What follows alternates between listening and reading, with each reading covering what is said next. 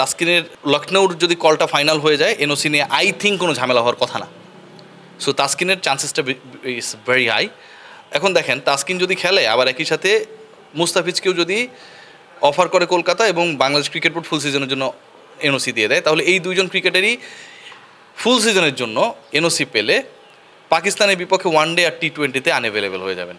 Bangladesh cricket board they are in a fix যে তারা আসলে এই দুজন ক্রিকেটারকে ছাড়াই পাকিস্তান সফরে যাবেন নাকি অন্তত একজনকে নিয়ে যাবেন, এই ডিসিশনটা ক্রিকেট বোর্ড নিতে পারছে না। এখন যদি একজনকে নিয়ে যেতে চায় বাংলাদেশ ক্রিকেট বোর্ড তাহলে মুস্তাফিজের কপাল পড়বে আইপিএলের দলের সুযোগ থাকার পরেও। তাসকিন তো আসলে সুযোগটা ডিজার্ভ করে কিনা, কারণ বিগত মৌসুমগুলোতে আসলে তাসকিন সেভাবে সুযোগ পায়নি, কিন্তু মুস্তাফিজ কিন্তু অনেক সুযোগ পেয়েছেন। অফকোর্স ডিজার্ভ করে, তাসকিন অবশ্যই ডিজার্ভ করে। Taskin is a champion cricketer, এত নিজেকে চেঞ্জ করার পর এ প্লাস ক্যাটাগরির একজন ক্রিকেটার, লাস্ট বিপিএল অসাধারণ করেছে, চ্যাম্পিয়ন্স ট্রফিতে অন্যরা ম্রিয়মান ছিল, তিনি ভালো করেছেন। এরকম একজন ক্রিকেটারকে যদি আপনি এরকম একটা বড় চ্যালেঞ্জিং ফ্র্যাঞ্চাইজি লিগে খেলার সুযোগ করে না দেন তাহলে আপনি কাকে দেবেন? প্রত্যেকের এই ড্রিমটা থাকে তো। সো ওই স্বপ্ন পূরণের স্বপ্নটা আসলে কখন দেখে একটা মানুষ? যখন সে ওই পর্যায়ে যায়। নিশ্চয়ই বাংলাদেশের যে নতুন তরুণ পেসার যারা আছেন, ঠিক আছে, তারা সেই স্বপ্ন দেখবে না, অথবা আমাদের ওল্ড পেসার শফিউল ইসলামরা স্বপ্ন দেখবে না যে আইপিএলে গিয়ে খেলবো পরের মৌসুমে। তাসকিনরাই দেখবে, কারণ তারা ওই জায়গায় নিজেদেরকে নিয়ে গেছে। এখন ওই জায়গায় নিয়ে যাওয়ার পরেও যদি তাসকিনকে সেই সুযোগটা দেওয়া না হয়, এটা অন্যায়।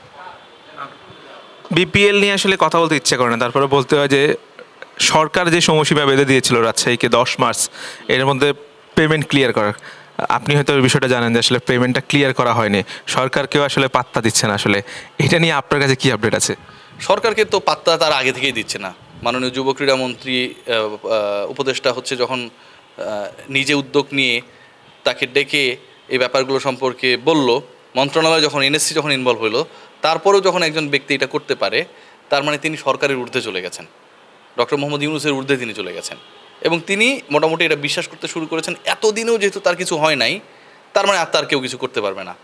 ঠিক আছে, এখন রমজান মাস, মানুষ এমনি সহনশীল, রমজান মাসে শয়তান নাকি বাধা থাকে, কিন্তু এই মিস্টার শফিকের সাথে যেই শয়তান নাড়াচাড়া করে সে কিন্তু ভাই আমার কাছে মনে হয় উন্মুক্ত। নাহলে এই রমজানের মধ্যে ক্রিকেটারদেরকে তাদের পারিশ্রমিক না দেওয়ার ঠকানোর স্পর্ধা তিনি পান কোথার থেকে? আজকে সকালে একটা ভিডিও দেখলাম, একজন ক্রিকেটার বিকেএসপিতে যাচ্ছে, জ্যামের মধ্যে আটকে আছেন, ভিডিও করে পাঠিয়েছেন। আসলে এই সমস্যাটার কি কোনো সমাধান নেই? এই যে ক্রিকেটাররা যাইতে আসতে অনেক সময় খরচ হচ্ছে, এটার কোনো বিকল্প নেই?